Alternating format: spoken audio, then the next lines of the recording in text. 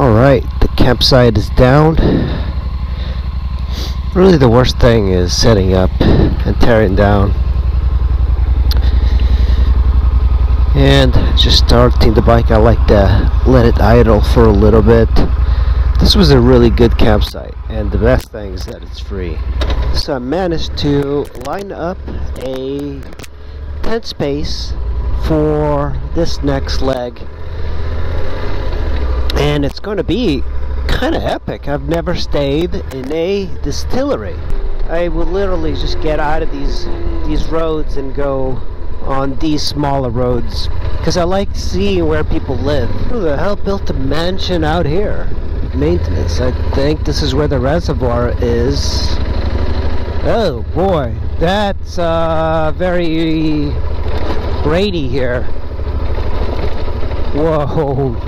Look at this. Holy shit, I'm getting wet like crazy. Oh, these are nice cabins here.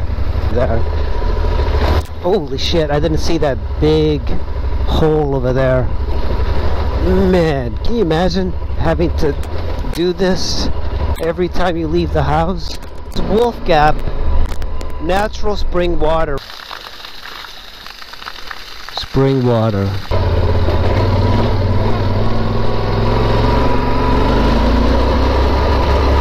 We're at 2,400 feet. But this is the border of West Virginia and Virginia. I am sliding like crazy. Okay, see, I'm not that good. You just have to slow down when you come into towns. Yeah, this is where it crashed. Right here, I think. I'm pretty sure it was here.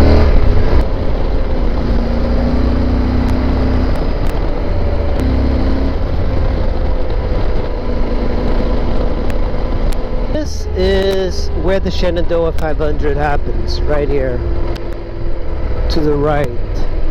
33. This is a straightaway before it gets extremely twisty.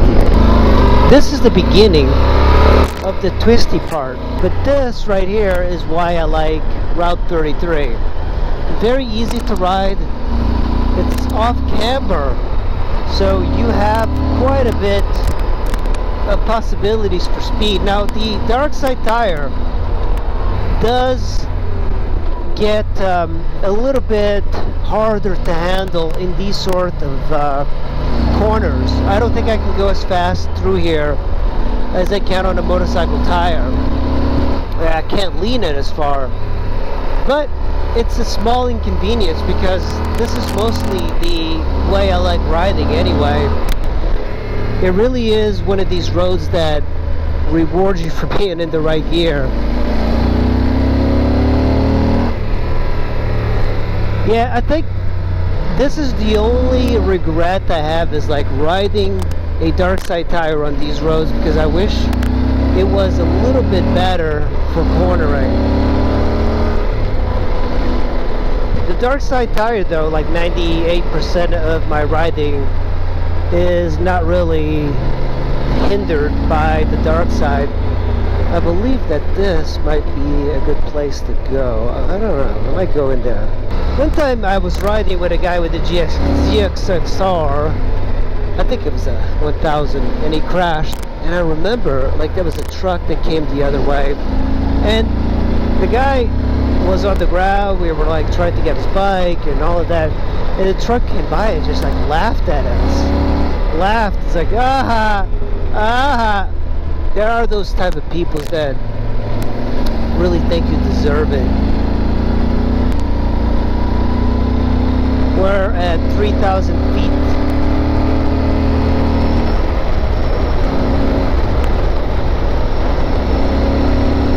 I've come here many times with different types of riders. I've gone on a couple of rides with people I can't even keep up. They're so good.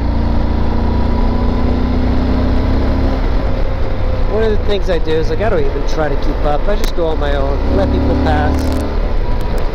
But I think that's the weird thing about motorcycle riders is, like, they try to keep up with each other, and they're always saying, you know, ride at your own your own limit, but the problem is often you're riding within the group mentality, so no one really cares too much about limits. I hate these cars that go over the double yellows. This goes into a lake somewhere. Launch. Can I go this way? What's over here? Getting my bike dirty here. Well, we found a pretty good spot here. This is off of Route 33, and I believe the lake is called Schweitzer Lake. Very few people know about this. Perfect for kayaking if you're into that. You should also be into like mountain biking. I've seen mountain bikers and bicyclists do this. Too bad they don't allow overnight campers here. But this is a national forest, so I believe you can kind of squeeze out of here. Nice creek here. This is so incredible. And there's another campsite right over there. I make note of all the campsites. See, that's the thing. I don't think you would be riding this as much if you had just a sport touring machine. That's why I think the sport touring segment is kind of dead. It's so much more fun to ride anywhere you want. It really is. Like, the whole adventure thing is riding anywhere you want. Even on a sport touring machine, I've done these roads, but I don't particularly enjoy them. On this bike, I enjoy it. Holy shit, this one's a little bit... Alright, I guess... Holy shit, this was a bad idea. Holy shit, that was... Oh! That was a little bit too creaky for me. You drop this bike in that creek, you're done. Yeah, you know, this bike makes it a little bit hard to stand up. There's a way around there, but it's full of mud.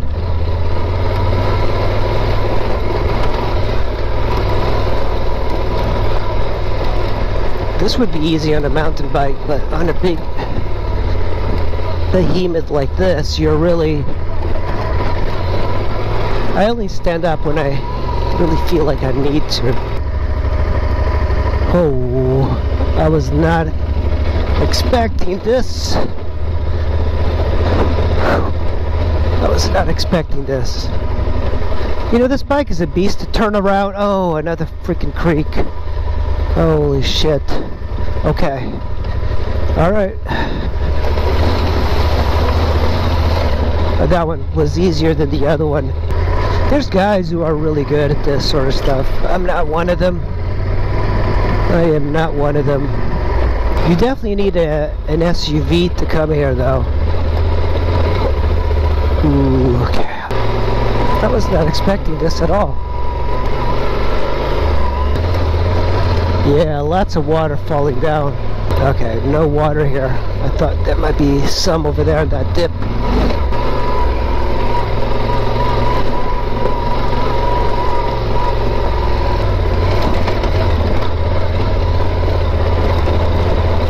Holy moly, man. This is wet? Okay.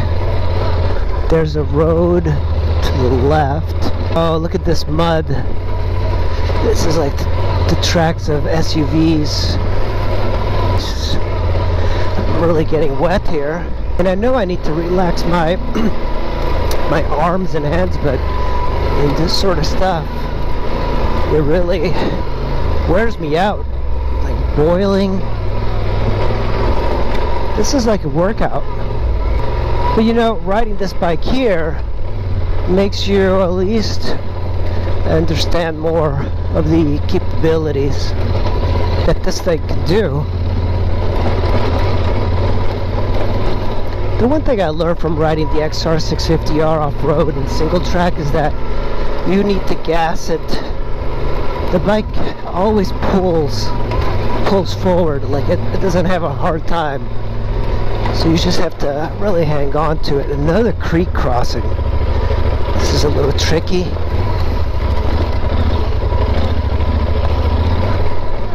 Wow. I think Alex on a Super Tenere would love this.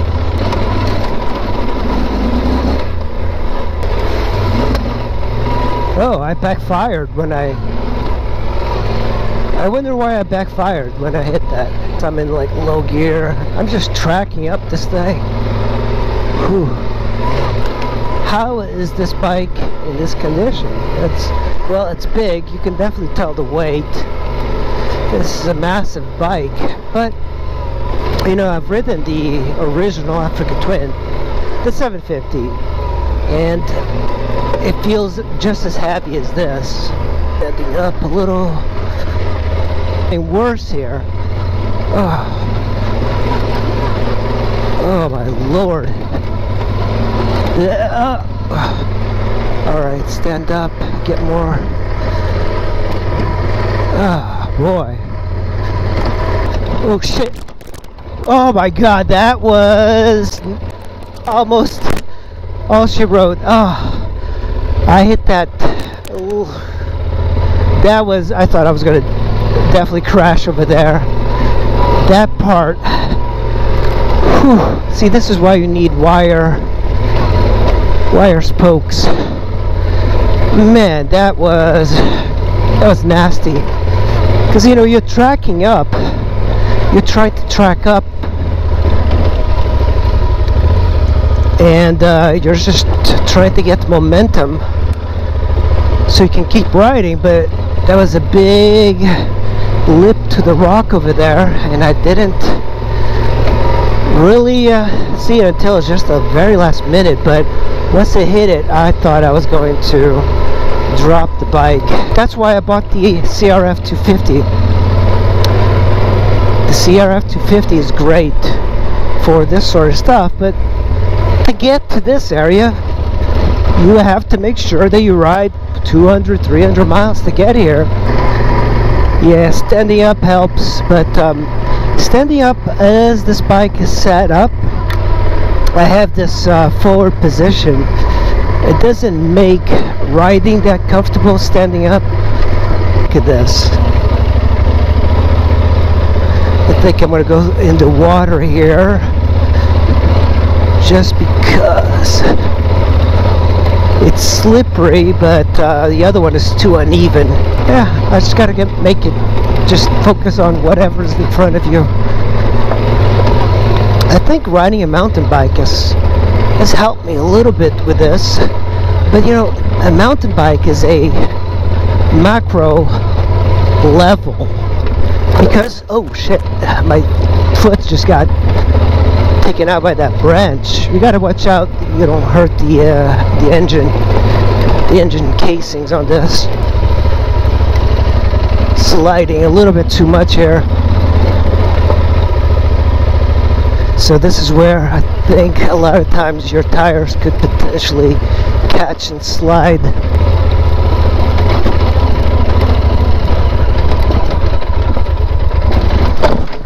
Oh shit! Oh, look at this shit. This is bad news, bears. I'm stuck. This is going to be very difficult to get out. Come on.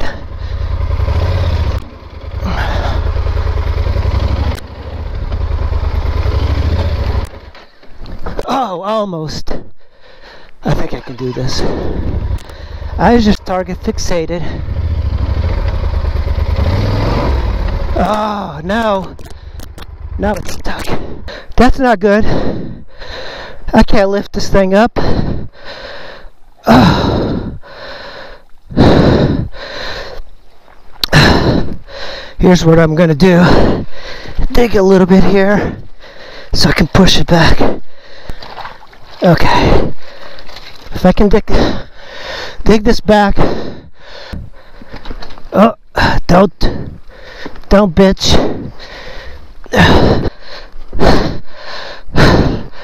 This thing is so big.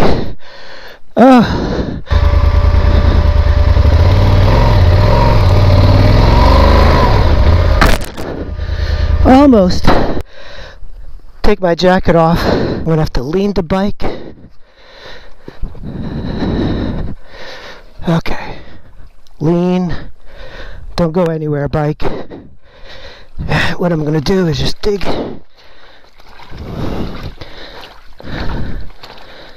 Dig this thing out. Yeah, target fixated on this. So I might be able. Okay, it's in first gear.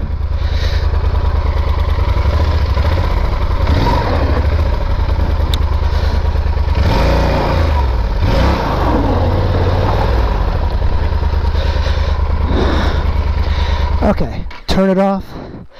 I'm going to lean it. Lean it. Yeah.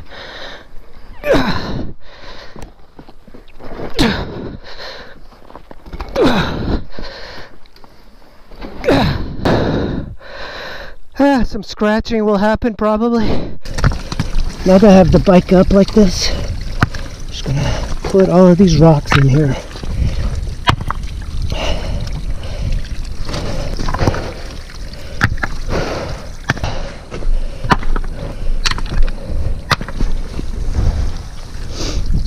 I was picking this thing up. Alright, wish me luck.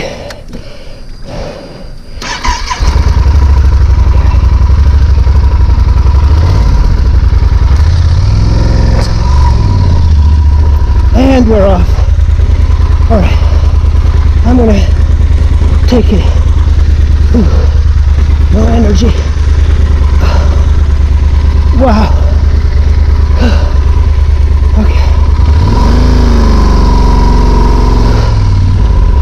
What a freaking beast. Anyway, that's a tiny little one. He's smart. Kind of stuck here. The cops won't bother me.